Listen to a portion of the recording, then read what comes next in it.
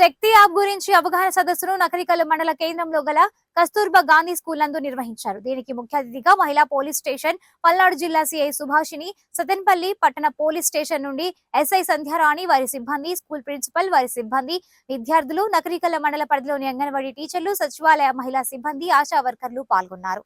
దీనిలో భాగంగా ఆడపిల్లల భద్రత గురించి అవగాహన కల్పించారు. తెలుస్తుంది కదా. సో వాళ్ళు మళ్ళీ నేను ఏంటి నువ్వు నొక్కుతున్నావు, గట్టిగా పట్టుకుంటున్నావు, అతను ఏ వరుస అయితే మనకు అవుతాడో ఆడైనా సరే మాట్లాడండి. మీరు నన్ను నొక్కుతున్నారు అంటే ఆటోమేటిక్గా వాడు భయపడతాడా? రెండోసారి నీ జోలికి వస్తాడా? రాడు కదా. ఇంకా ఎక్కువ వేషాలు వేశారనుకోండి, గట్టిగా అరవండి, మాట్లాడండి.